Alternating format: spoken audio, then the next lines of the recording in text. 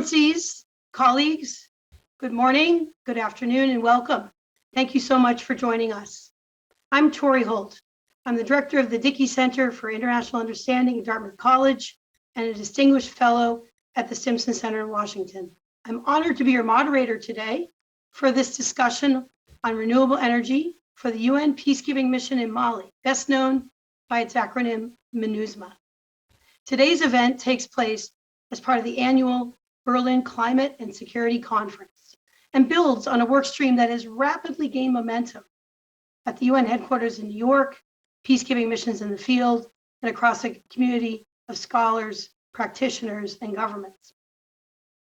In January 2021, a group of partners, including Norway, United Arab Emirates, Energy Peace Partners, and the Stimson Center, launched a process to drive consideration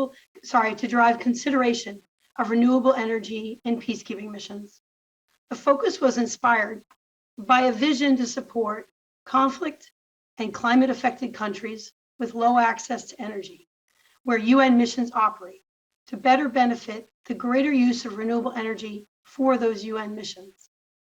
We found compelling initial results from the field that renewable energy reduces operational costs, mitigates security risks, and can provide power to host communities, which are some of the most energy poor in the world. What's more, peacekeeping missions also represent the single largest source of greenhouse gas emissions in some of their host nations. But much progress has been made. Just a few weeks ago, UN peacekeeping missions, host countries, and other partners announced a compact to accelerate the deployment of renewable energy and contribute to the broader UN Secretariat goal of reaching 80% renewable energy use by 2030. Notably, these compact members agreed to identify at least 3 potential new sources of renewable power per mission by the third quarter of 2022, focusing on local suppliers. So today, Mali, France, and the International Renewable Energy Agency joins us as co-hosts to take a deeper dive into one of the more complicated and potentially rewarding settings for renewable energy and peacekeeping, the MINUSMA mission in Mali. So I am very pleased. We have a remarkable level of expertise for this discussion and case study, both among the speakers and the participants. I'll do my best to bring in these diverse perspectives and close in around 75 minutes. After opening remarks from the UAE and Norway, it's my great pleasure to then hear from the head of MINUSMA itself. The UN Secretary General Special Representative Mali, El-Ghassim Wane, will join us.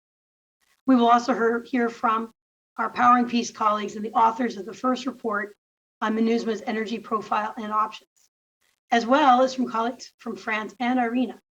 So we will also aim to take many interventions from the floor, time dependent. So to kick us off, and without much further ado, let me please turn to Ambassador Nawal Al-Sahani, the UAE's permanent representative to IRENA. Dr. Nawal, thank you so much, Tori. I have first to say I'm speaking to you today from the Expo 2020 in Dubai, and it is now it's a call for prayer for Maghreb. So as I am at the heart of the scene, I cannot quiet any of the noise around me. So please forgive me for this. Having said that, I would, Tori, join my voice to you in recognizing the excellent speakers, participants, and the co-hosts that we have. It's an absolute pleasure to see so many colleagues again and to have this opportunity for a very hands-on discussion about renewable energy in the specific context of the UN's peacekeeping operation in Mali. Today, my hope is both inspiration and reality check. We have seen a post-miracle in renewable energy in the last 10 years, and the UAE has been proud to play a role, setting the world's record for low-cost solar. Solar, wind, hydro, and other renewables outcompetes fossil fuels in cost in almost every country now, especially when compared to diesel, like in peacekeeping missions. And as you said, Tori, the initial evidence from the field is very promising. There's an emerging model where missions buy directly from local renewable energy companies, either those that already exist in the market or those that can be enabled through partnerships with actors like IRENA, the World Bank, the UAE, and others. In turn, the peacekeeping missions receive cheaper energy that they are currently receiving through diesel, and they dramatically advance their open market. But I said reality check too, because these are obviously extremely complex environments with uncertain timelines, and there are already significant demands on peacekeeping missions. There will be circumstances where renewable energy does not make sense. You mentioned the very exciting compacts that RSGs, UN departments, member states, and IRENA announced last month at the UN General Assembly. Its goal is to go through the assessment process and see what is practical. IRENA has also signed an MOU with the UN to work with Mali and other countries on addressing the findings of these assessments. So I hope today we can advance the assessment process for MINUSMA and Mali. And as you know, MINUSMA consumes some 75 gigawatt hours of almost exclusively diesel power per year, making it a giant in local markets where often less than 10% of the people have access to power. The mission is located in the middle of prime solar resource, and its fuel conveys face risks from crossing conflict areas. And mitigating the emissions is also critical for Mali in achieving its nationally determined contribution under the Paris Agreement. So all the elements are there for a pioneering energy transition. And I do look forward today to the views of our speakers and participants on what next steps we can take. I'm confident that as a group, we can bring together the different mandates and skills to offer difference for both MINUSMA and its host communities. Thank you so much. Thank you so much, Ambassador. I'd like to now turn to your co-host, Hans Olav Ibrak, who is Norway's Special Envoy for Climate and Security. Hans Olav, please. Thank you very much, Tori, and let me also join Dr. Naval in thanking all the partners for organizing this event here today. Peacekeeping operations are one of the world community's most effective tools for the promotion and maintenance of international peace and security, and it's our responsibility to enable them to optimize their effectiveness and ensure that they can deliver on their mandated task. And to that end, we need to make sure that peace operations are set up in the best way possible, also when it comes to the use of relevant technologies. And then this also then includes the use of energy that we are discussing today. I would also like to highlight that the Security Council has emphasized the importance of taking into account environmental impacts of peacekeeping missions operations, so reducing emissions footprints should also be a priority. Increased use of renewable energy where appropriate, and also as highlighted by Dr. Naval in her statement, enhances sustainability, and it's a vital contribution to the UN Secretariat's overall target of sourcing 80% of electricity from renewable energy and to reduce carbon emissions by 45% by 2030. To meet these ambitious targets, of course, the UN needs to walk the talk, and it will need to transform its approach to sourcing and generating power. Peacekeeping, but now let's look at some of these numbers that we are dealing with. Peacekeeping missions operate about 10,000 diesel generators. 70% of them are actually owned by the UN. In addition, humanitarian agencies operate more than 11,000 generators, often in the same geographies.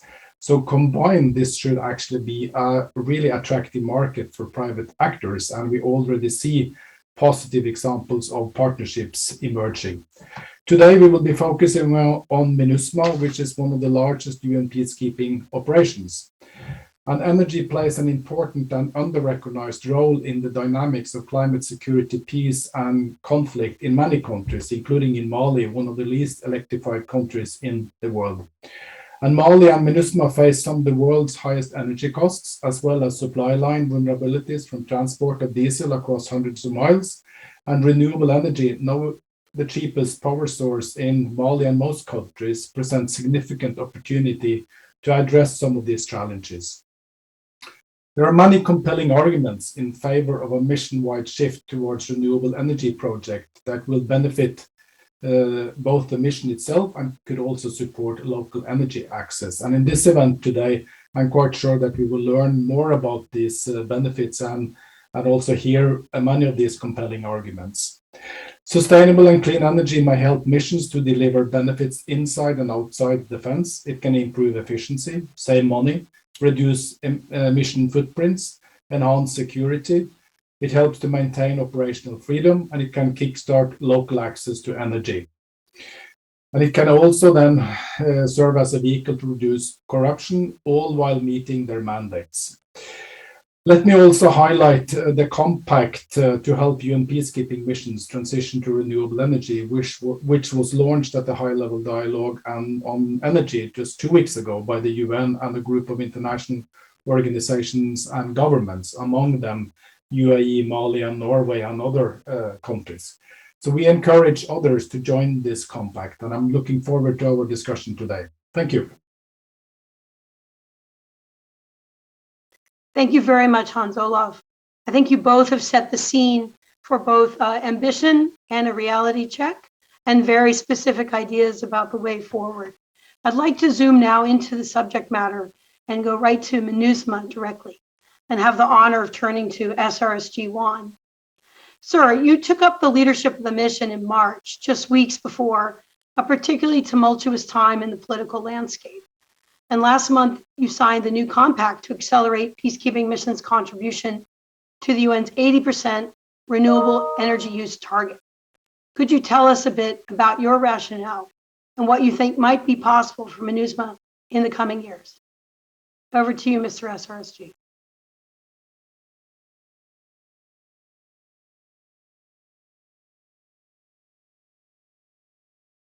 I think you may still be on mute, unfortunately.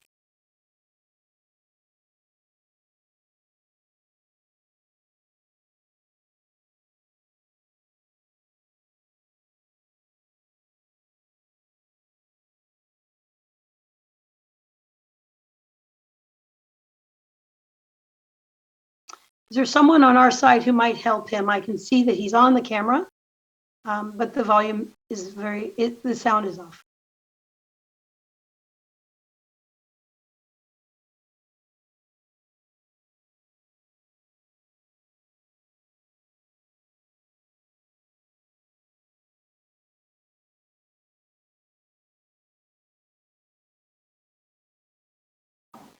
There we go. Yeah. Welcome. Over to you. Thank you so much, and a pleasure seeing you on the screen and seeing many other friends on the screen as well. To the just distinguished representative of Norway and the UAE, France, and Mali, to the UN, to the partners from the Powering Peace, including Energy Peace Partners and the Stimson Center, to my UN colleagues from headquarters, missions, agencies, funds, and programs, and all those working to make wide access to renewable energy a reality, even in the most difficult context, welcome. It's an honor for me to participate in this discussion on renewable energy in Mali and the role that MINUSMA can and should play in this arena. This discussion is particularly opportune, given last month's high-level dialogue on energy convened by Secretary General Antonio Guterres, after which MINUSMA, along with several key partners, had the opportunity to join the compact for renewable energy in peacekeeping operations. The conversation is also timely as it follows the Powering Peace Initiative publication of its report entitled From Renewable Energy to Peacebuilding in Mali, MINUSMA's Opportunity to Bridge the Gap. The report was issued in June 2021. The authors recognize the key challenges in providing electricity to the entirety of the Malian territory, including overall insecurity and targeted attacks against infrastructure in the north and center, as well as limited state presence in remote areas to oversee energy production and maintenance. Yet, as the report rightly underscores, the benefits of investment in renewable energy are huge. For Mali, increased electrification in the north will be an important dividend of the peace process which is underway, as expressed both in the 2015 peace agreement and during my conversations with various stakeholders in the course of my visits throughout the north and center of Mali. Dear participants, Powering Peace Initiatives report also provided actionable recommendations for MINUSMA. Specifically, a key recommendation included efforts to systematically monitor generator output for both United Nations owned and contingent owned equipment. In this respect, I'm pleased to stress that MINUSMA is already implementing a remote monitoring system to capture energy production and fuel consumption to better inform baseline data and policy decisions.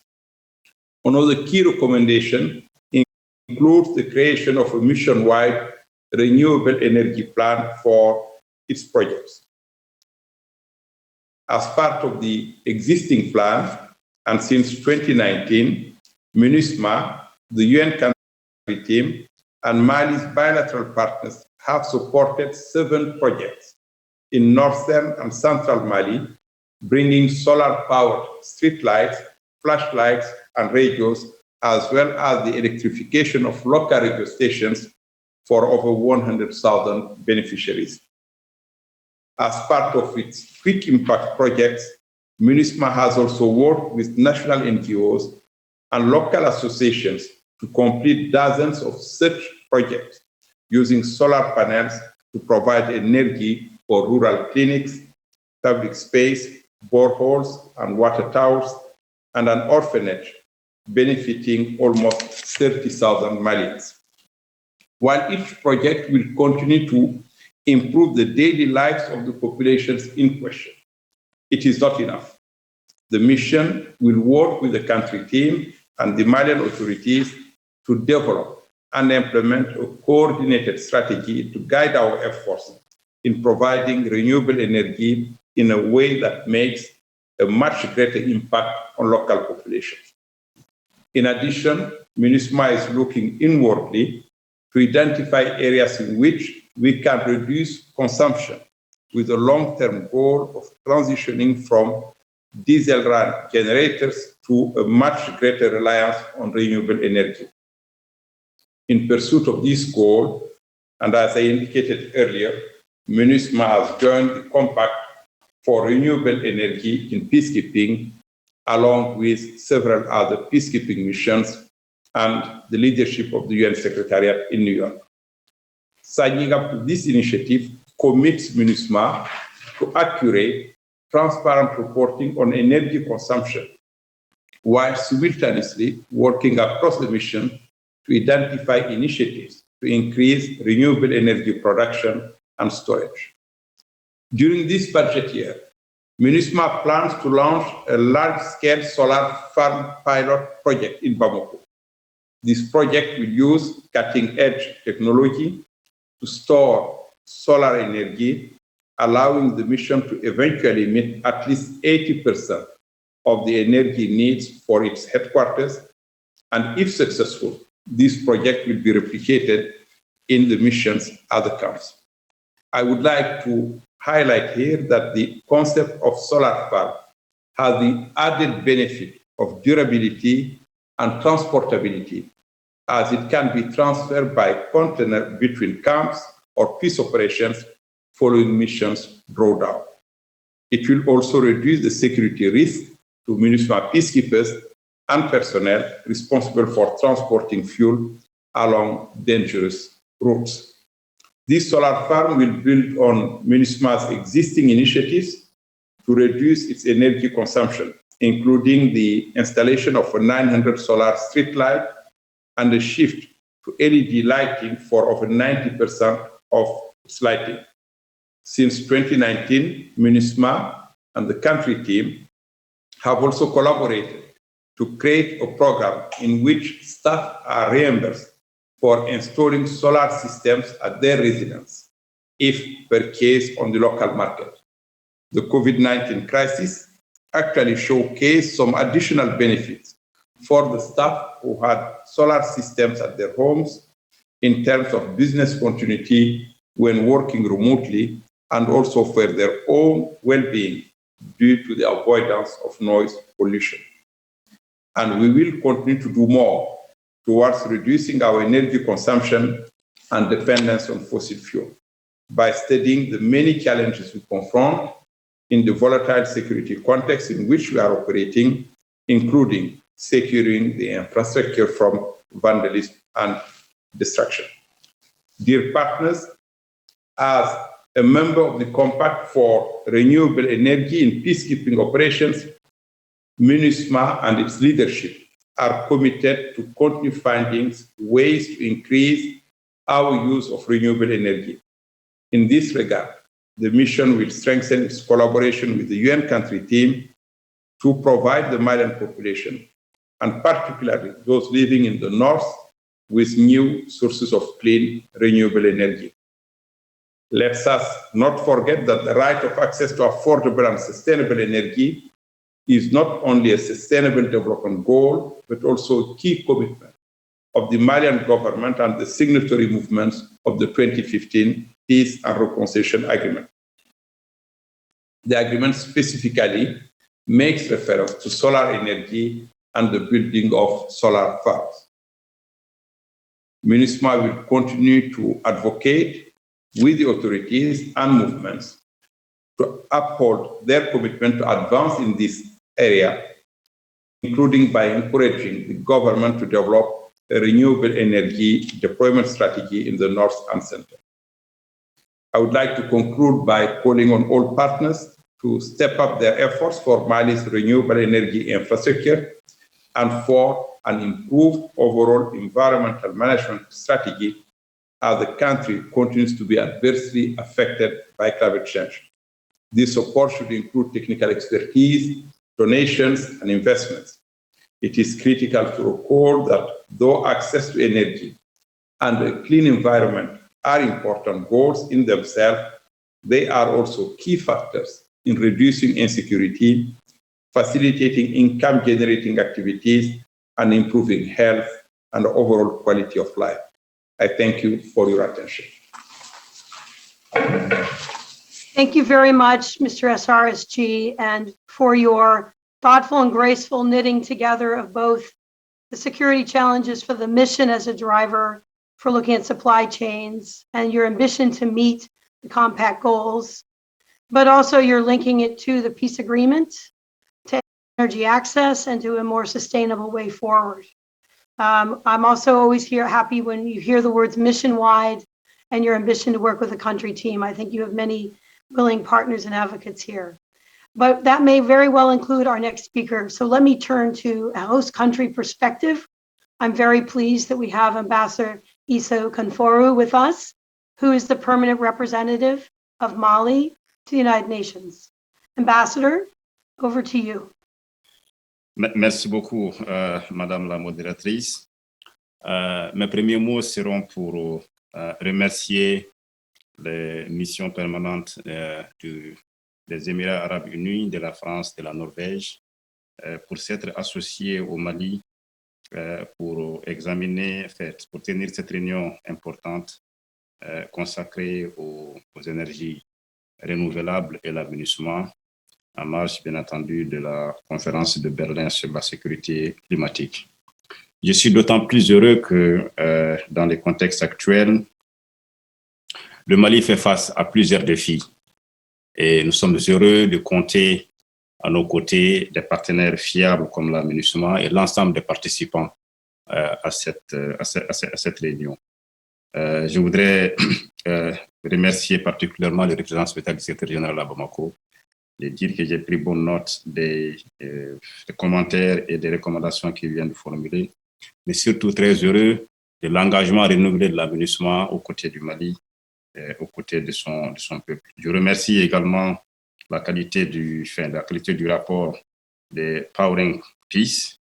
Je note avec beaucoup d'intérêt les recommandations qui sont contenues dans ce rapport.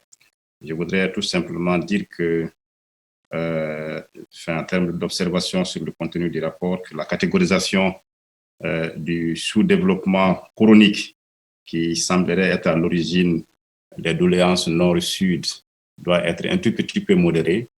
Le Mali fait face de manière générale à un problème d'accès à l'énergie. Ce n'est pas propre au nord. L'ensemble des pays de vie, y compris la capitale Bamako, qui est confrontée à des délestages. De manière générale, je dirais que le Mali a besoin de fournir le dividende de la paix à son peuple. Le dividende de la paix, c'est l'accès déjà aux services administratifs, c'est l'accès à l'eau potable, c'est l'accès à l'énergie dont on parle aujourd'hui, c'est l'accès à tous les services sociaux de base, la santé, l'éducation, les infrastructures de développement, offrir des opportunités d'avenir à la jeunesse malienne. Voilà, et puis le changement climatique, bien entendu, voilà les défis auxquels nous sommes confrontés. Et voilà les défis sur lesquels nous travaillons tous les jours pour apporter l'espoir à notre peuple. Et je suis très heureux de noter la présence des partenaires à nos côtés sur ce chantier. Revenant sur le sujet spécifique de l'accès à l'énergie, comme je l'ai dit, je prends bonne note des recommandations qui sont formulées dans le rapport et je fais mien quelques dispositions spécifiques contenues dans le rapport. La question de l'environnement, de manière générale, nous intéresse particulièrement, notamment l'environnement en lien avec les énergies renouvelables. Le Mali offre un potentiel énorme. Nous avons le soleil, nous avons le vent. C'est vrai qu'on n'a pas beaucoup de fleuves, mais voilà des sources d'énergie renouvelables qu'il faut mettre en valeur pour fournir absolument de l'énergie à l'ensemble du peuple malien. Je suis heureux de voir que des partenaires nous accompagnent dans cette perspective, y compris les bioénergies. Nous avons besoin d'investissements dans les infrastructures.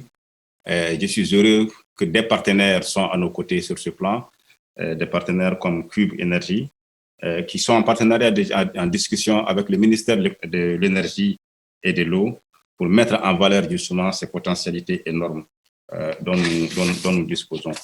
Donc, je voudrais dire que nous sommes très heureux de la tenue de cette réunion.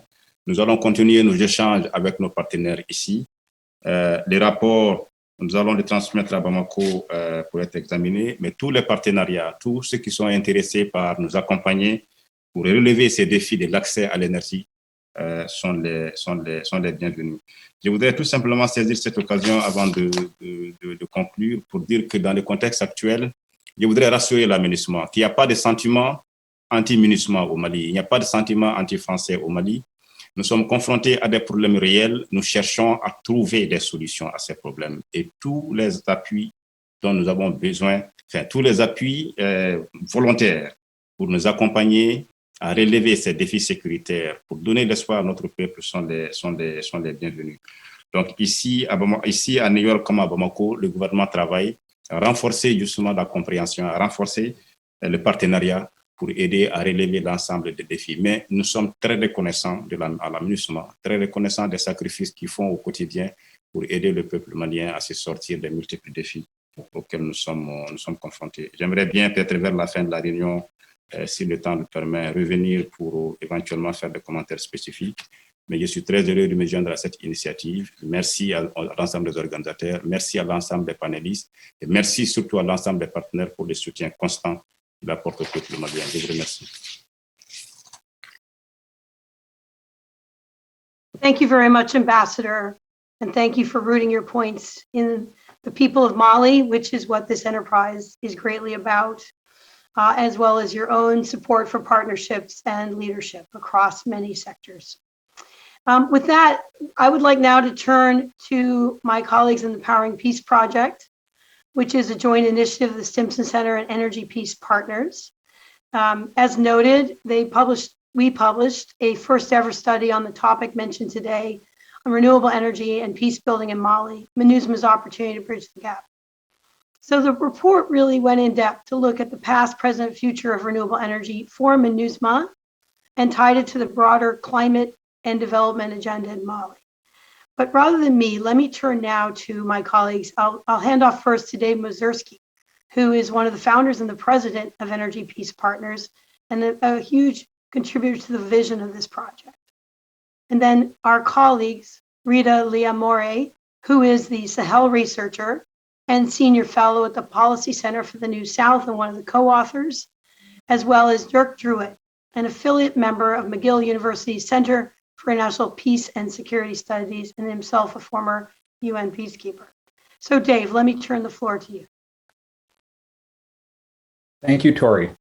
And on behalf of the report authors, I'd like to thank our co-hosts and fellow speakers, the governments of Norway, UAE, and France, the Stimson Center, as well as SRSG Wane and his colleagues in MINUSMA, the government of Mali, IRENA, and the organizers of the Berlin Conference on Climate and Security. This report on Mali is the latest country case study in the Powering Peace initiative, and we tried to explore a few related themes. First, we wanted to better understand the history and evolution of Mali's energy sector and the role that energy plays in Mali's conflict dynamics. Second, to understand MINUSMA's own energy practices and the implications of its reliance on diesel and long supply convoys, and to explore how the UN mission itself is thinking about renewable energy in the context of a broader set of UN goals and initiatives, such as UNSCAP and Phase 2 of the Environment Strategy. And finally, whether the UN's transition to renewable energy can be carried out in a way that also supports local energy access and peace building in Mali. The report findings made a strong case for these linkages. Northern Mali has an energy ecosystem that's largely distinct from that in the south, and the lower levels of electrification in the north is part of the underdevelopment and perceptions of marginalization that has contributed to successive conflicts in the country. The 2015 peace agreement recognized this and highlighted solar power as an area for investment, but there has been little implementation. MINUSMA's current heavy reliance on diesel for power is problematic for the mission, and its plans to transition to renewable energy present new opportunities. Emerging models from various UN missions for partnering with the private sector create new opportunities for more ambitious and creative renewable energy project options. These models could allow for MINUSMA to use its purchasing power as an anchor client for projects in the north that can also benefit local communities and support the peace agreement. With that brief introduction, I'm pleased to hand over to the report's two lead authors, Rita Liamore and Dirk Druitt, to discuss their core findings and recommendations. Rita, over to you. Thank you, Dave, and hello everyone from Bamako. I'm pleased to present to you the current context and the energy context within the Malian context, and just from the conflict perspective rather than technical part, which Dirk will talk more about. There is no doubt that the climate shocks that Mali and the Sahel region in general witnessed in the 1970s and 80s have led to eventual conflicts of the 1990s in Mali, and including the rebellions in the north. And despite multiple peace agreements that have been signed since the 1990s, I think if we keep count, at least 3 or 4 that have been signed, including the latest in the 2015. Yet we continue to hear existing grievances in the north. We continue to hear the lack of access to public services, including access to water, energy, electricity, of course, access to health services, and security. My ambassador mentioned that there are no anti-sentiment toward MINUSMA, but I'm afraid I might disagree a little bit when you speak to local population in the north, that they still think that MINUSMA could have done more and could do more. And that's why we think throughout this report, it's an excellent opportunity to do a little bit more when it comes to access to electricity. Because of what have caused this conflict in northern Mali, what have caused to local communities.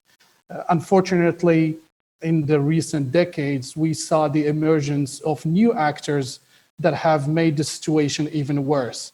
And I think there is no other than MINUSMA and Ambassador and the Malian government to witness to that, on how complex the conflicts have become to resolve in the past 2 decades.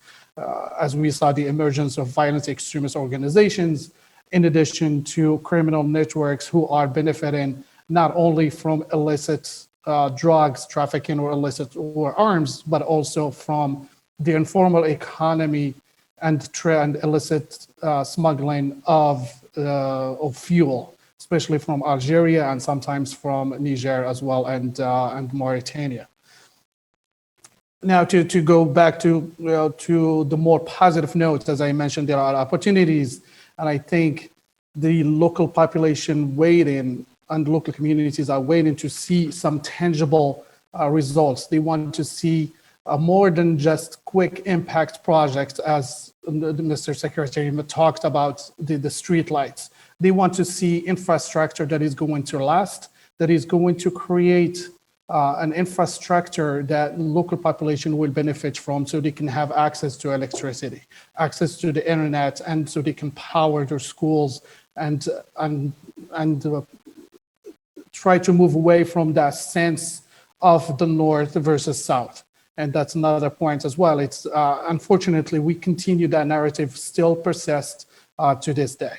To address these issues is not going to be easy, as of course, because there are some actors who are going to try to sabotage those efforts, not just violent extremist organizations, but also drug traffickers, as I mentioned, businessmen who are benefiting from all sorts of smuggling.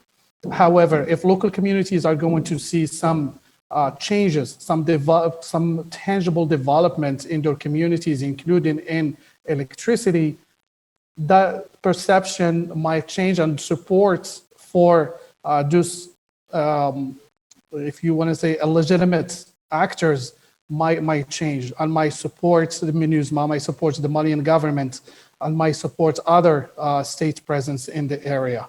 The businessmen who are investing in fuel smuggling might start be interested, for example, in developing the local services, for instance, hotels. There are no hotels in Gao, there are no hotels in Kidal. There are few, but they are operating by using generators, for example, diesel power generators.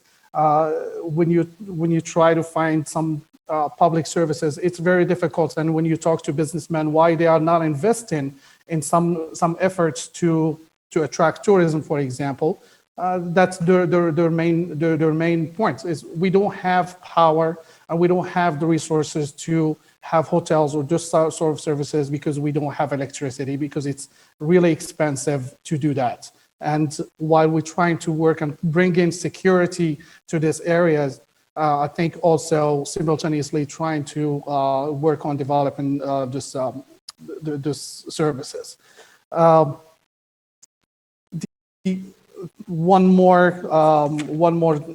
recommendation, if I can find it here, and I think it's especially I think it is a recommendation for the Malian government as well as MINUSMA, as they try to protect civilians in the north as part of their mandate. I think also think of, instead of trying to work on bringing the return and the recovery of territory, I think to focus more a little bit on recovering the local communities, local populations, and move away from that sentiment of grievances toward the Malian governments. And I will stop here and pass it to Dirk. Thanks very much, Rita, and thank you so much to all of the organizers for having us today.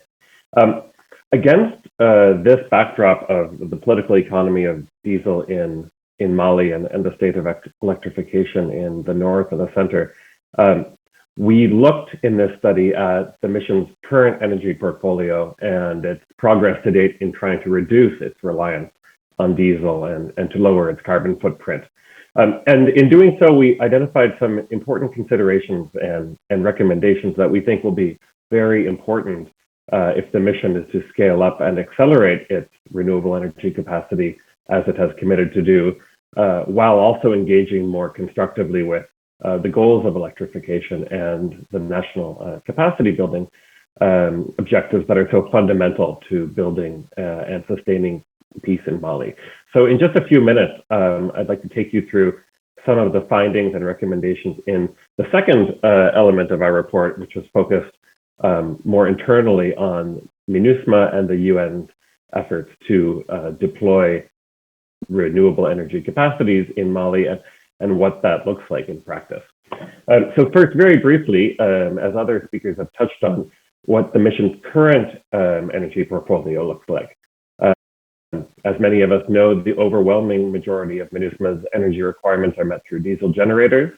About half of the mission's diesel use is dedicated to electricity generation, including for cooling the many metal prefab structures that are often used for offices, living compounds, and storage throughout the bases across the country. For the 2020-21 budgetary year, MINUSMA anticipated using over 55 million liters of fuel, of which half are used for generators, which was an increase in 13% from the previous year. Much of this diesel goes not to centralized mission generators, which at least are quite large, but rather to supply the small generators that troop and police contributing countries bring as part of their deployment of units to missions, and which are set up in sort of mini grids across the mission locations around the country. And collectively, these small generators themselves account for more than 50% of the mission's total use of fuel. So there is a strong and I think unequivocal rationale within the mission for enhancing renewable energy production. And we found that that rationale really centered around 2 points.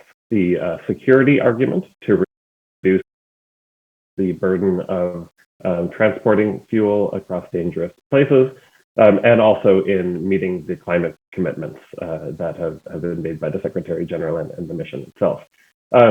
What we found missing there in thinking to date was how this work could engage with some of the trends that Rita has just identified, and how it could even help contribute to the achievement of the electrification goals identified in the Algiers Agreement that Mr. Wane so rightly highlighted. So in that contract, we studied the mission's efforts to increase efficiency and to bring on board more renewable energy options. And most importantly, we looked at a major pilot that, again, Mr. Wane highlighted, that would reduce the mission's need for diesel over time quite considerably. This took the form of a pilot project that was identified at a DOS, a Department of Operational Support Technology Fair in Valencia in 2017. And the pilot would establish a 3,000 kilowatt hour solar system that would be based in the Bamako headquarters, making use of the sort of unused standoff space between the outer security perimeter and the inner compound, which for security reasons is otherwise empty. The upfront investment in the solar project, including purchasing, installation, and the initial operation of the system, would be covered by the supplier, which is important because the administrative, budgetary, political constraints of peacekeeping operations really inhibit missions themselves making large upfront capital purchases, capital expenditures. Instead, the energy generated by this system would be purchased back by the mission at an agreed rate that was calculated to reflect the current real cost of delivering diesel-generated energy. And over time, the ownership of the system would pass to the mission. So our findings of this pilot, which, by the way, was approved as a single source contract at headquarters on the understanding that it would be used to develop a mission-wide statement of requirements to go to the market eventually. We found that this pilot is really an innovative and exciting and truly promising initiative that should be lauded and learned from, as we've tried to do in this report. However, we also found a number of concerns, including in terms of the comprehensiveness of the process of identifying the initial model for the pilot, certainly the amount of time it has taken to gain approvals for the contracting of the project and for its deployment. And importantly, as I've alluded to, the fact that the solution does not currently engage with questions of local electrification and MINUSMA's relations with local communities, national capacity building, and as Dave mentioned, the opportunity to leverage MINUSMA's position as an anchor client to help build the country's renewable energy sector. And so in that context, we've made a number of recommendations that we hope the mission and UN headquarters will consider as they look to scaling up this work. First, include a number of proposals around how the UN Secretariat identifies new technologies, conducts market research, and brings these new technologies into missions as pilot projects. And the thinking here is to increase comprehensiveness in understanding the market, and very importantly, reducing the time lag associated with contracting processes. We also recommend a number of measures to involve more civilian, substantive, and military personnel in the mission-wide planning for a renewable energy shift. And that includes, as Tori highlighted, better engagement with the UNCT and the climate security programming and expertise that they are building. By ensuring that substantive mission personnel are part of the process, we hope that will help integrate conflict analysis and sustainable development goals into these more standard support type decisions. We recommend that memorandums of understanding and statements for unit requirements for the troop and police contributing countries that are located on UN sites be amended to shift over time the primary responsibility of power generation to the UN, so that these small generators are being used as little as possible. And finally, for the government of Mali, we recommend steps to encourage more investment by the renewable energy sector, which will be critical to bring on more local suppliers, especially in the north and center. And this could be done, for example, by establishing easier and more transparent processes for the issuance of power project licenses to individual private suppliers. But the international community, of course, can also help with creating more opportunities for large-scale renewable energy production, including through this model of using the UN as an anchor client that makes capital investment in challenging, dangerous areas much more attractive and stable, as was the case in the Baidoa, Somalia example. Let me end there, and thank you again for your attention. I'm very happy to take any questions or comments. Thank you very much, Dirk, as well as to Rita and Dave for outlining the approach to the report, your findings, and some of your recommendations. I'm struck again that on one hand, it's about a peacekeeping mission, but it touches access to energy and development issues. It relates deeply to the goals of meeting climate change remediation and trying to meet the goals of nations like Mali. And it deals directly with the long-term peace building and peace and security approach. And I just want to emphasize to our colleagues from Mali and to MINUSMA, the report is really meant to say, how do we go from these great ambitions to help support a system that can deliver first the mandate in the field, but also along these other lines. And I really want to commend you all for writing it and highlighting these points. And also the Department of Support in New York has really made an effort to try and understand both the machinery in the field and how to link better to these greater aspirations. My last comment, as someone who's been around peacekeeping, this is not part of what missions traditionally have researchers examine. So we also very much appreciated the cooperation of the mission and all of those who are part of this project and will be in the future, I hope. So again, thank you and congrats to the authors. I think there'll be some good discussion. With that, let me turn now to our colleague from France, Olivier Richard, who is the head of climate and development at France's mission to the United Nations in New York. Olivier, France is, of course, one of the most active partners in Mali, and it is also a champion of the climate security agenda and certainly renewable energy. What is your thinking on how we move forward with a potential energy transition at MINUSMA? Bonjour à toutes et à tous. Tout d'abord, je voudrais remercier les organisateurs de cette réunion, les Émirats arabes unis et la Norvège. Je voudrais aussi saluer la participation du représentant permanent du Mali et du représentant spécial Wane. C'est vraiment très, très précieux qu'ils soient aussi présents à cet événement. Et puis féliciter évidemment les équipes de la Powering Peace Initiative et de l'IRENA, sans lesquelles nous ne pourrions pas avoir cette discussion aujourd'hui. Moi, ce que je retiens vraiment, c'est vraiment l'idée force, c'est que la transition de la MINUSMA vers les énergies renouvelables ne serait pas un jeu à somme nulle. En fait, on arrive à apporter des progrès à la fois pour l'opération de maintien de la paix, puisque ça éviterait d'avoir des ravitaillements en diesel nombreux des zones dangereuses. On apporterait en même temps à la population malienne un accès local à l'énergie et on permettrait également d'améliorer la situation de la planète en général en limitant les émissions de carbone. Donc, c'est vraiment un exemple flagrant qui montre que nous n'avons pas à choisir entre le climat et la sécurité, mais qu'on peut faire tout en même temps, sans renier, sans avoir des objectifs moindres sur un thème plutôt qu'un autre.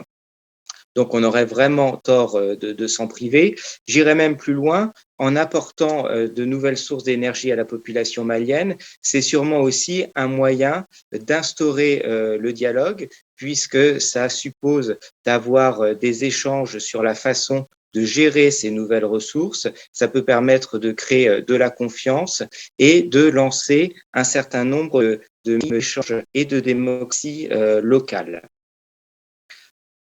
Alors, pourquoi ne pas commencer tout de suite? Eh bien, comme le rapport le souligne, il y a quand même un certain nombre de défis à relever, un certain nombre d'obstacles, mais l'avantage de ce rapport, c'est qu'il apporte des solutions concrètes et je pense que la leçon à retenir, c'est qu'il faut commencer le plus rapidement possible, étant donné qu'on ne va pas changer la situation du jour au lendemain. Alors, c'est bien ce que la France essaye de faire. Vous savez que c'est la France qui tient la plume pour rédiger les résolutions sur la MINUSMA au sein du Conseil de sécurité. La France a eu à cœur, depuis le début, d'introduire justement ce volet climat au sein du mandat de la MINUSMA, et c'est bien notre objectif de continuer à le faire. Nous espérons également que le Conseil de sécurité des Nations Unies sera bientôt en position d'adopter une solution sur les liens entre sécurité et climat. C'est aussi quelque chose qui nous semble très important.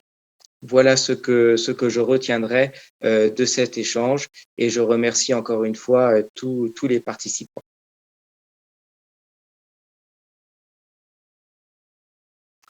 Thank you very much. It's great to hear the good point that it's not a trade-off, that these are things that can work together: climate, security, renewable energy, and missions. With that, I think we've now going to turn to our discussion section.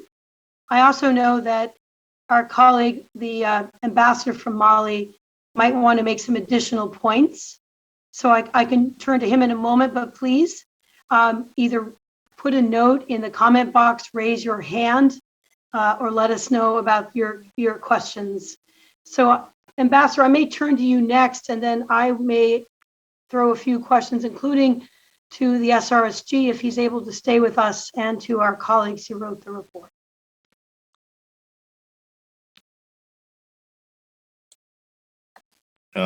Merci beaucoup, Madame la modératrice.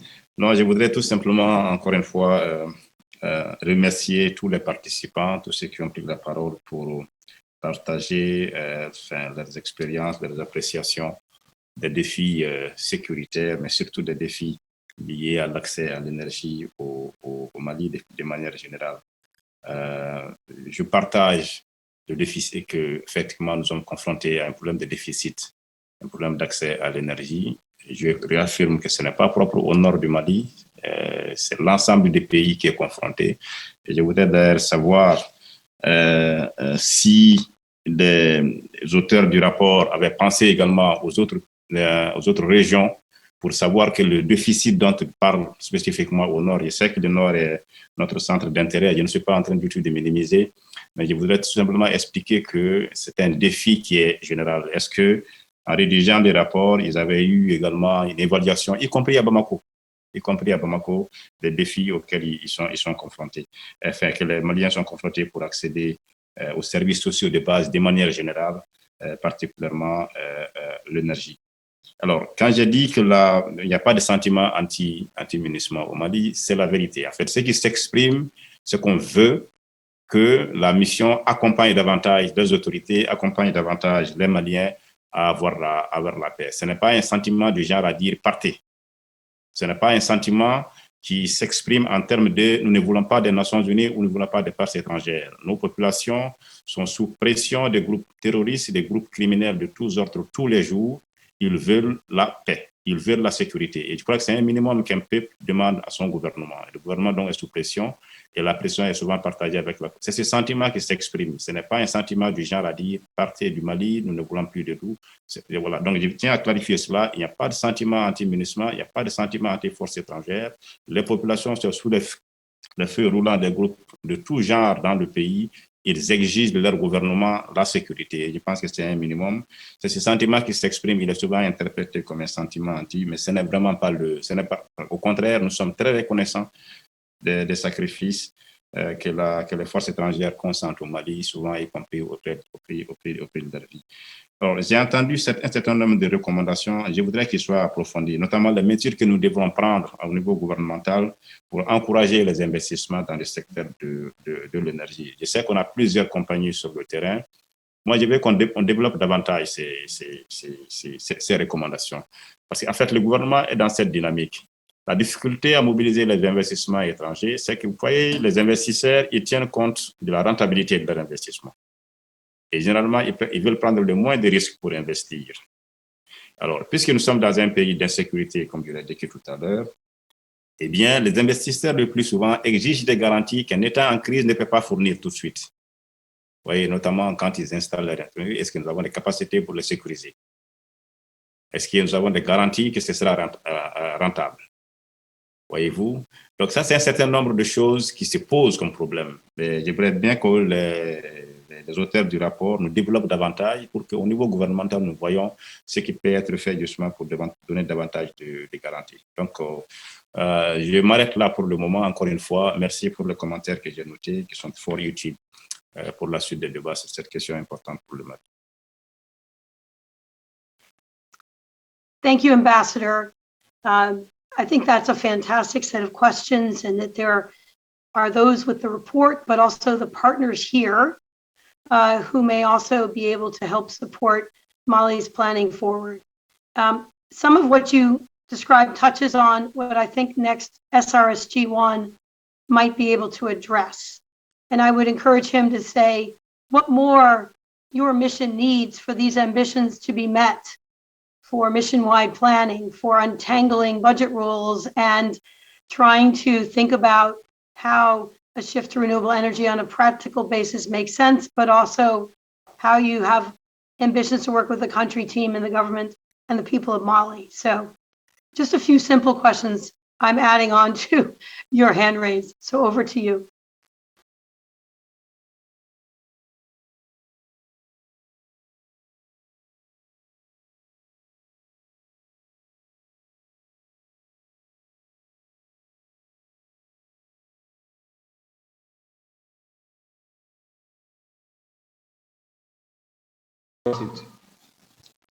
Good. No, thank you. Sorry for this technical hitch. And thank you so much, Tori, and many thanks to Ambassador Issa, but also to the co-authors of the report, Rida and Dirk. Dirk, happy to see you on the screen. It has been a long time. Just maybe a few elements I would like to highlight. One, I would like to express appreciation, of course, to Ambassador Issa for the support he reiterated for MINUSMA. And I would like indeed to confirm that the relationship with the government is an excellent relationship. We work very closely together.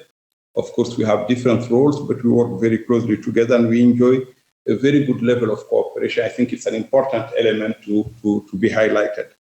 I also would like to say that since I joined the mission, and it was in May this year, early May, I have been at times, several times in a row, to all the locations where MINUSMA, or at least many locations where MINUSMA is deployed, most of them in Akyalfat. And what I have seen in the north, in the center, in the eastern part, one would say the north, Menaka, Gao, there is no hostility whatsoever towards the mission. What I have heard, and I interacted extensively with local population, civil society, and other stakeholders, they want more MINUSMA. And for reasons that are quite obvious, in some situations, we're the only ones present on the ground. The needs are huge, and they expect a lot from MINUSMA. Obviously, we can't meet all the demands, but it's a reality we have to deal with, and we need to manage the expectations. We do a lot, but it will never be enough, especially when it comes to development and so on, because these are clearly outside the remit of the mission. But yet, in the absence of other stakeholders, we have no other choice but to use the limited means at our disposal to meet local needs as much as we can and to reduce human suffering. But really, there is a high demand for MINUSMA, and I was surprised. And often, when I respond to journalists or interact with other stakeholders here in Bamako, I say, well, in the countryside, I hear we want more MINUSMA, not less MINUSMA. We receive requests for support for projects literally on every single day. And unfortunately, we are not in a position to meet them all. And obviously, of course, for a mission as large as MINUSMA and in the current security context, there will always be criticism of what the mission is doing, especially in social media. There are expectations that the mission can play a bigger role when it comes to insecurity, especially there is expectation that the mission can have a counter-terrorist mandate, which is not within the remit of a peacekeeping mission, but there is a lot we do to make it possible for the Malian defense and security forces and the regional force G5 to perform the mandate given to them. I think it's an important element to highlight. The second aspect is on the issue of development, which indeed is one of the core tenets of the peace agreement that was concluded in 2015. And the Malian parties agreed to a set of steps that need to be taken and have established a fund for durable development for the north, and a number of projects, 16 in Akyalfat, I think about 7, I think, allocated to the north have been approved. Yesterday, we had a meeting of the follow-up committee, the monitoring committee for the agreement, and we were informed that the project, the 16, will be launched. The implementation process will start as of next week. I think it's an important element to highlight. And in fairness to the authorities, I think they have made tremendous efforts to really try to push forward the implementation of the agreement. But obviously, it's a complex agreement. They are not the only party to the agreement, and any movement forward would require agreement by all parties involved. But one should acknowledge that there have been sustained efforts from the government side to push the implementation of the agreement. Now, one of the limiting factors that make it difficult, of course, to advance development in the north has to do with insecurity. And insecurity is linked partly to the lack of progress in completing the DDR. Hopefully, in the coming weeks, we'll make progress. The government just made an important announcement during yesterday's meeting as to the way forward for the peace agreement, but insecurity is really a limiting element. I think we need to keep that in mind. And the mission itself is under continued threats of attacks in Agelhok, in Tesselit, even in locations like Kidal. We face the daily or weekly threat of IEDs. Even today, I think this morning we discovered a mine just close to our camp, and that has been, several weeks in a row, where mines are being laid near to our camp, and at times they do, of course, cause injuries. Unfortunately, no one has been killed in the Kidal area of recent, but the risk is there. But in spite of all those challenges, a lot has been done, and I did highlight in my statement some of the projects that have been implemented benefiting in some instances 100,000 people, in others about 30,000 people. I think it's quite remarkable, even in a location like El-Ghassim, where we are under regular attacks from terrorist groups that are located not far from the city. We have been able to undertake projects to complete boreholes that are equipped with solar panels, water towers equipped with solar system and solar pump. I think it's a quite remarkable achievement when one knows the conditions under which the mission is operating in El-Ghassim, in Tessalit, in those locations where we are the only ones present on the ground. And I think even as of since yesterday, we have been also providing electricity, I think, to our farmer colleagues who are located in the same camp as us in the Tessalit area. So I think it's important to acknowledge the important work done by the mission. Definitely, it's not up to the needs on the ground, but it's not the mandate of MINUSMA to do that. It's not up to the need, but it's not the mandate. And second, it's done under very challenging security conditions. One has to be on the ground to assess the extent of the risk.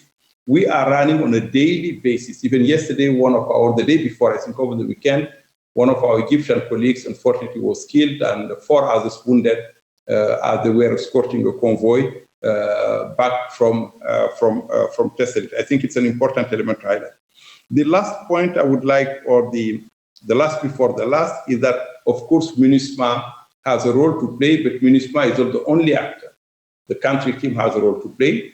The Malian authorities, obviously, and they are trying to play their role in the context of the Fund for Durable Development and other institutions that exist. The UN country team, as I said, other partners have a role to play. MINUSMA's role is important, but it's not the primary role when it comes to development, including in the provision of renewable energy to local population. I think it's important to keep that element in mind. Our primary role is to create the basic security conditions that would make it possible for other actors to indeed develop and implement those projects. Last point, of course, we are determined to do more. It is in our interest. Obviously, it is in our interest in terms of security. We are, I believe, the only mission with combat convoy battalions, and they are needed because we transport food, fuel, other commodities, long distances, 1,500 kilometers, 1,200 kilometers, over many, many days in roads that are very dangerous. And clearly, if we are able to develop renewable energy and to reduce our consumption of fuel, it will make our operations much safer. Not to speak, of course, of the fact that renewable energy for local populations will also bring about some peace dividends and therefore create conditions for lasting stability in the north. So I really want to conclude here by once again stating that we are committed to fulfill our commitments under the compact, which the mission just joined. A lot has been done, and I think the lot should be appreciated against the background of the security context we are operating in. In many respects, MINUSMA is a unique mission, really a unique mission in so many respects. And one cannot appreciate the extent of the work done unless you have a full picture of the security environment in which the mission is operating. It's in actual fact, I always say, it's a miracle that for the past 8-9 years, the mission has been functioning day in and day out. It's not really a given. I think the normal situation would have been a mission that breaks down along the way, given the context in which we are operating, but thanks to the commitment of colleagues, we have been able to sustain our operation for 8-9 years now, and of course, we'll continue hopefully doing so in the coming period. And please be assured of our commitment to the compact and to do whatever we can to achieve the goals that have been set. Thank you for inviting me. Unfortunately, I have to leave you. I have other commitments again, and that these are the demands of the field. One can never predict his or her schedule. Congratulations to the authors of the report. Congratulations, Tori, for steering this. And of course, many, many thanks to Norway, UAE, France for your support. And we need a lot of support, financial support, definitely, because this will not be cost-free. So I know that discussions on budgets are always a bit difficult, but we need to keep it in mind. We need political support and, of course, continued support of those who are members of the Security Council so that they understand that what we are doing in the area of renewable energy is also part and parcel of our efforts to help Mali build lasting peace. Thank you so much. Thank you very much. And I think we are very keenly aware of the security challenges and political challenges that you face, and appreciate your taking the time to join this extended conversation about sort of what's another vision for the way forward with the use of energy, meeting many additional goals, and hopefully strengthening the long-term peace that everybody seeks. We will take you up on your charge. He has disappeared, but I will say I think the goal here is an ongoing conversation about how to address these challenges. And I'm very pleased to add for a comment, Dr. Bertha. He is the Malian agency. He is the director, the director general of the Malian Agency for Renewable Energy, who will join us. And then I will direct a few questions to the panel if we have our participants with us, and then we will wrap up. Mr. Director General, are you with us?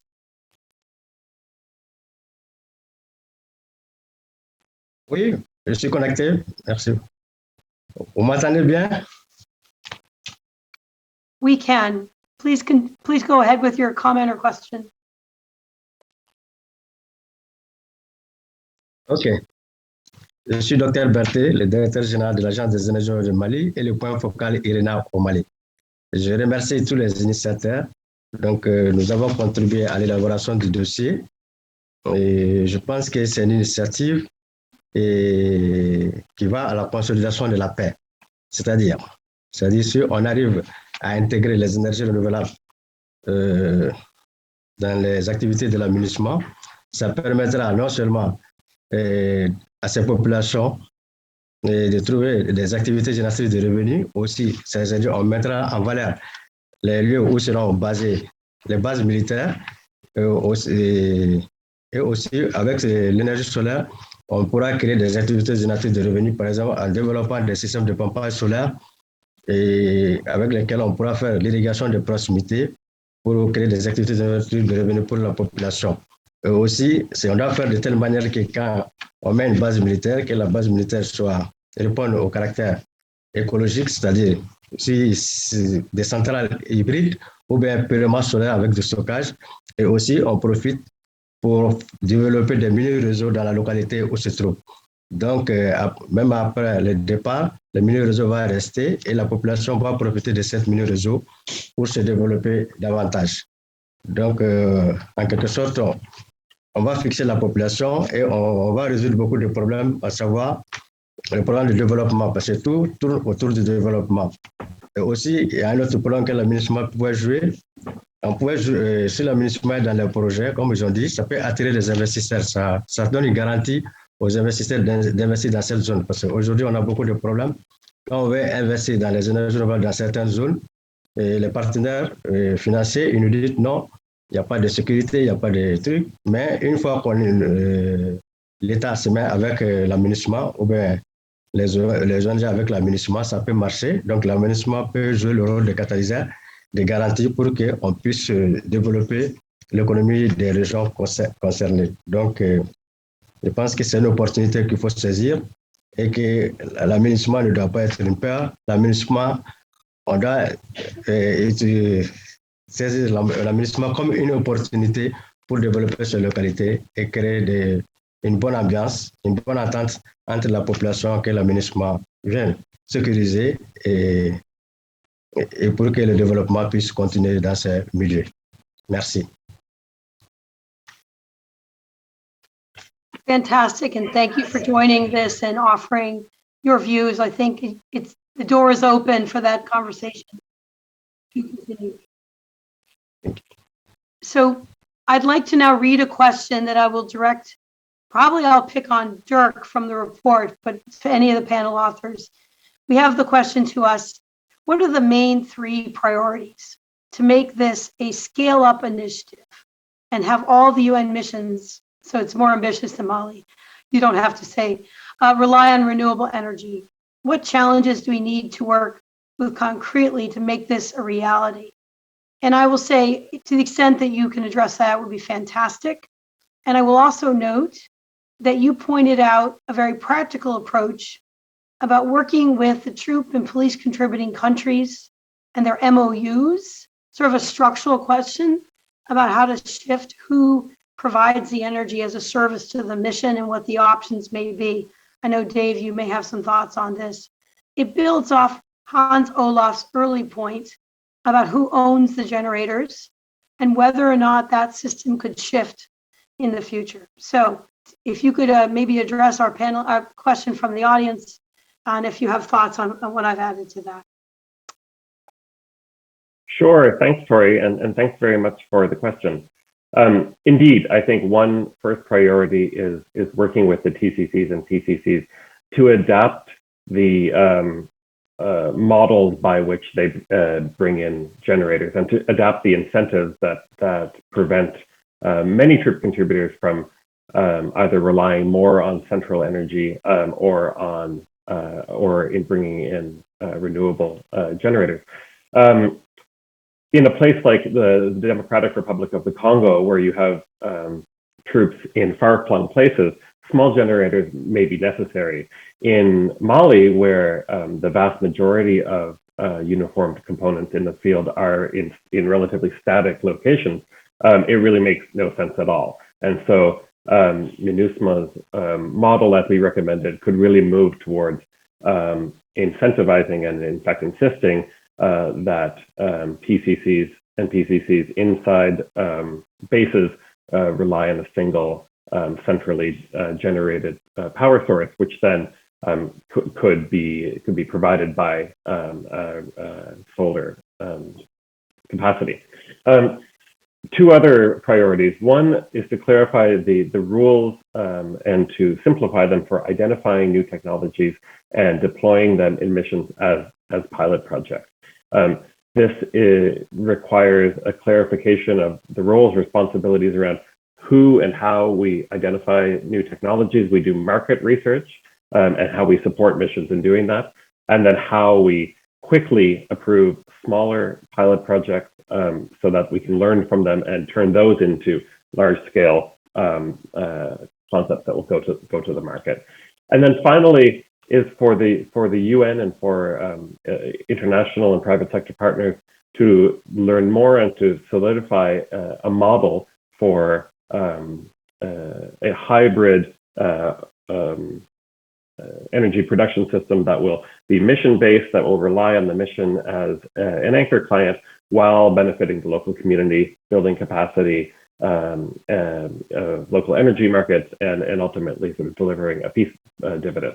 We now have this example that we've looked at. We have, of course, the Baidoa example in Somalia, and I think we're really getting there towards something that gets around the challenges that missions face as short-term budgetary entities, while also really being able to invest in the countries in which they're based. Fantastic, thank you. Dave, did you want to offer something? And then I'll turn to one more question, then we will wrap up.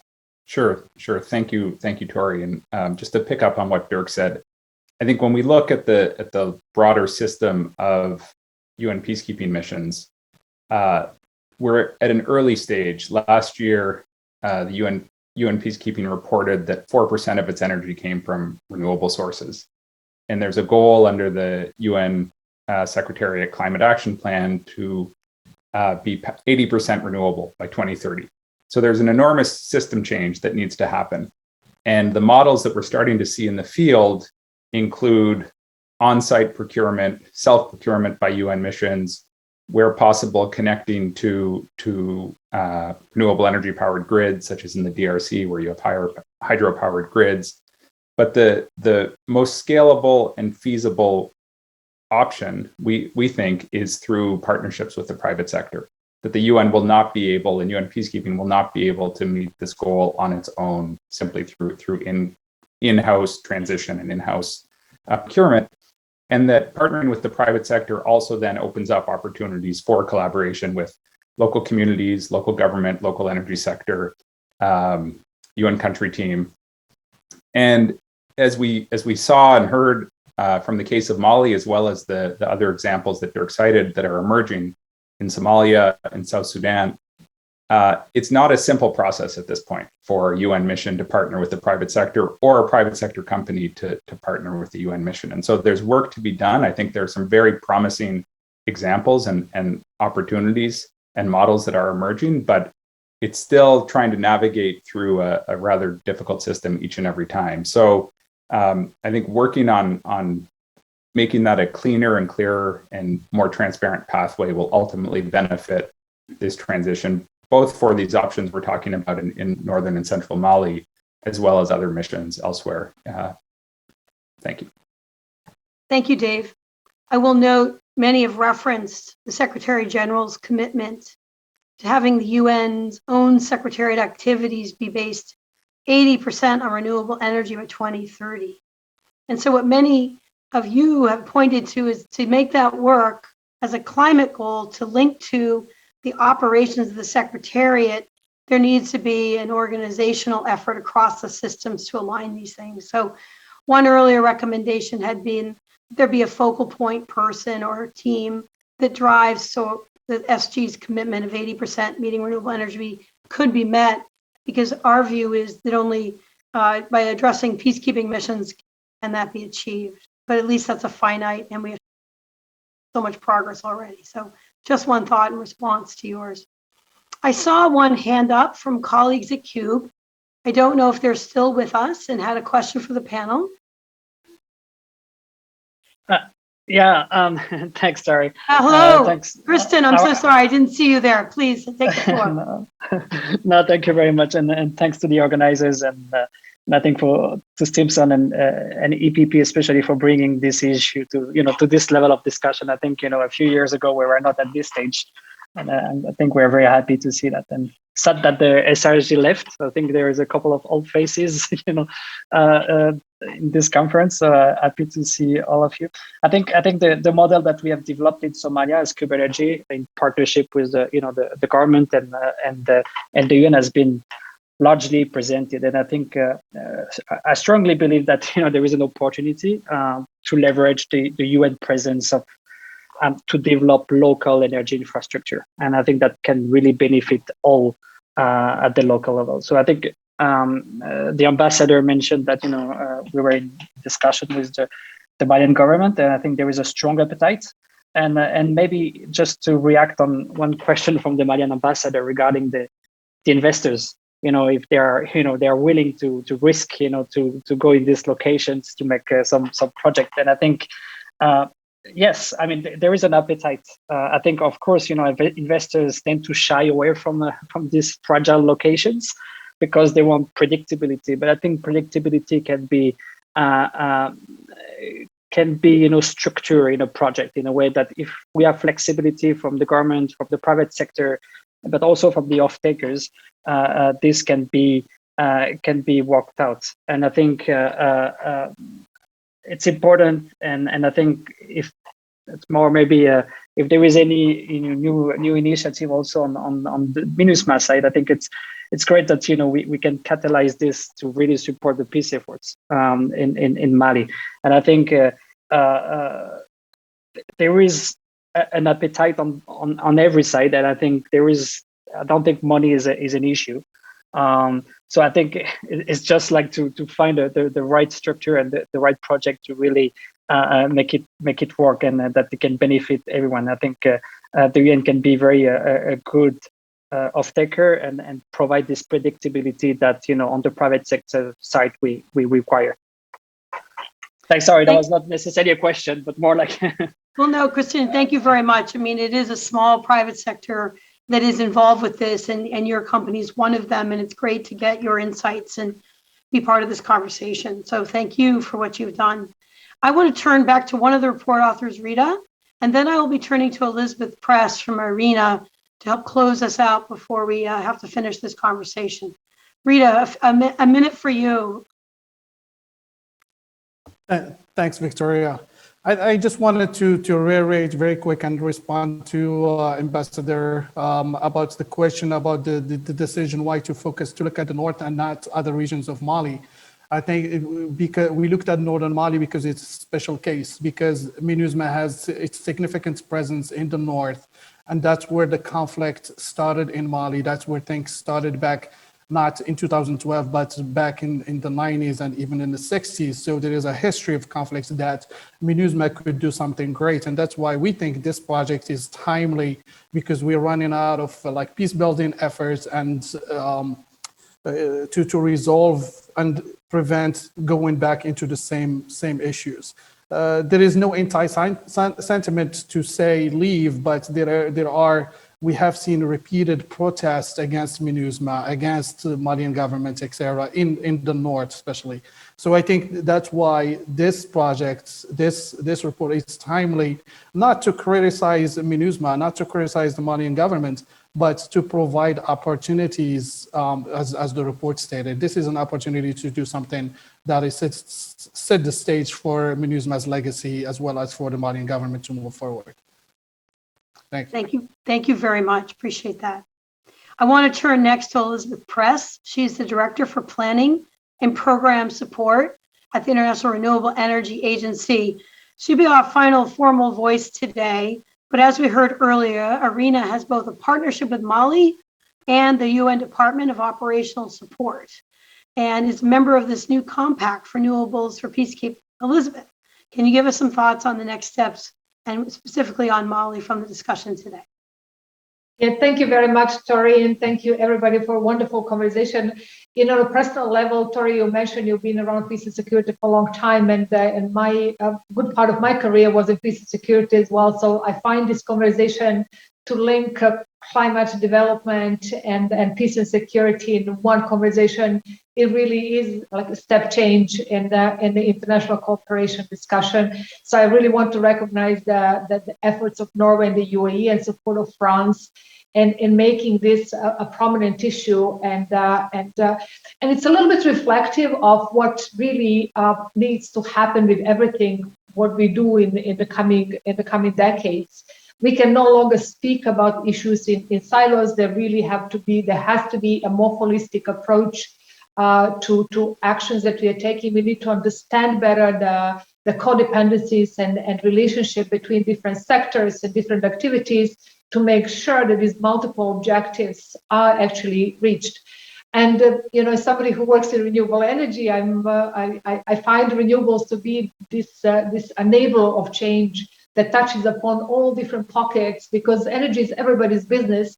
And with renewables, we suddenly have a tool to make it also everybody's passion in a way, because you can be part of something. You're not just a simple recipient, but you can be part of it. And this is what is really exciting about the work that we're doing with the compact and with different peacekeeping missions and what we have discussed today. And I want to look at just sum up very quickly the three trajectories of future work. The one is the technology path. So I think Dirk mentioned that we need to look at both off-grid and on-grid. That was also mentioned by the Ambassador Conferro and others. That this purely sort of from a technology viewpoint, what needs to be done to understand what are the requirements in terms of infrastructure, what are the requirements in terms of capacity building, training, and the local capabilities to actually instigate this change. The second track is the enabling frameworks, and I saw a question from a Danish vision. From Mikhail, that what do you need for the private sector? And I think this is one thing in our experience we see over and over again. We always hear there is money, there is no enabling frameworks. And I think this combination of having the peacekeeping mission there that becomes a client in certain way, and the willingness on the part of government to actually create these frameworks that they're more conducive to private sector investment is actually a really good step forward. And we have been working with Mali since 2019 on this particular aspect. And this is a fresh injection of energy, if you wish, to accelerate the work on enabling frameworks, because that is going to be critical for longevity of this effort.